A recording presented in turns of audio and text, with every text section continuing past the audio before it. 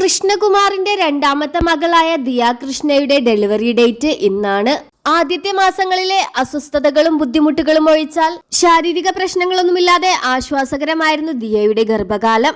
ഇപ്പോഴിതാ 9.5 മാസത്തോളം നീണ്ട കാത്തിരിപ്പിനൊടുവിൽ ദിയ തന്റെ കുഞ്ഞിനെ ഇരു കൈകളിലേക്കും ഏറ്റുവാങ്ങാൻ പോകുന്ന നിമിഷം. ഇന്ന് രാവിലെയാണ് അമ്മ സിന്ധു കൃഷ്ണയ്ക്കും ഭർത്താവ് അശ്വിനുമൊപ്പം ദിയ ഹോസ്പിറ്റലിലേക്ക് പോയത്. തുടർന്ന് പ്രാഥമിക പരിശോധനയ്ക്ക് വേണ്ടി ദിയയെ ലേബർ റൂമിലേക്ക് കയറ്റുകയും ചെയ്തു. ഇന്ന് രാത്രിയോട് കൂടിയോ നാളെ രാവിലെയോ ആയി കുഞ്ഞ് ജനിക്കുമെന്നാണ് പുറത്തുവരുന്ന വിവരം. പൂർണ്ണ ഗർഭിണിയായിരിക്കെ നിരവധി സംഘർഷണത്തിലൂടെയാണ് ദിയ കൃഷ്ണ കടന്നുപോയത്. അങ്ങനെ തന്റെ ആദ്യത്തെ കൺമണിയെ വരവേൽക്കാനായി ദിയ തയ്യാറെടുത്ത് കഴിഞ്ഞിരിക്കുന്നു. പ്രസവത്തിനായി ദിയയെ ആശുപത്രിയിൽ എത്തിച്ചിരിക്കുകയാണ്.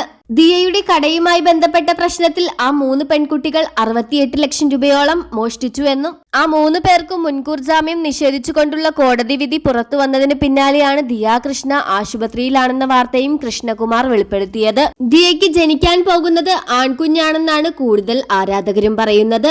ദിയയുടെ കുടുംബത്തിൽ 4 പെൺമക്കളായതുകൊണ്ടാകാം ആളുകൾ അങ്ങനെ പറയുന്നത്.